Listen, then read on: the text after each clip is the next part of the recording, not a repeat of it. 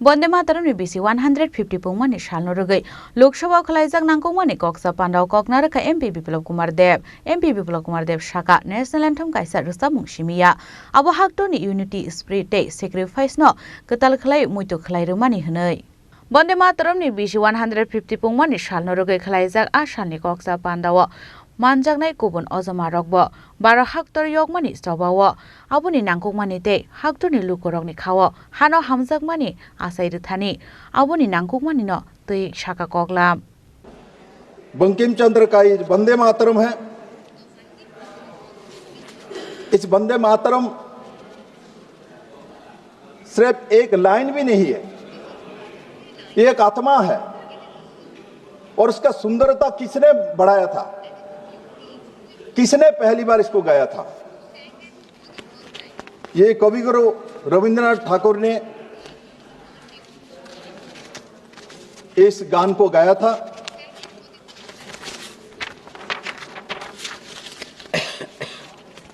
वंदे मातरम के बैकग्राउंड के बारे में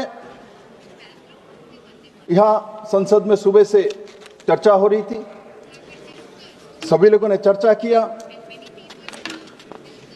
मैं ये कहना चाहता हूं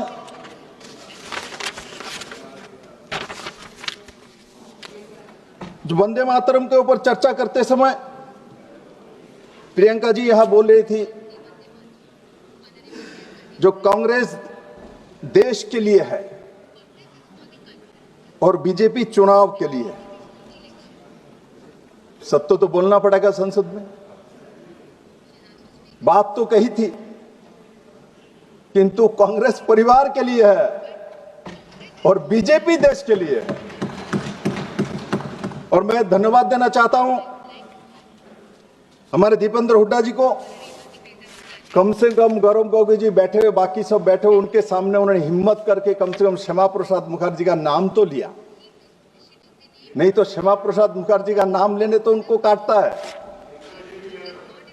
आज इस संसद ने देखा जब कांग्रेस के एक सांसद ने डॉक्टर श्यामा प्रसाद मुखर्जी का नाम लिया।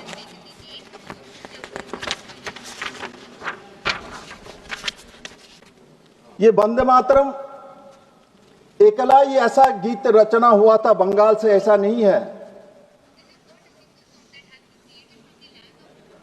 बंगाल से ऐसा बहुत मुनि ऋषि है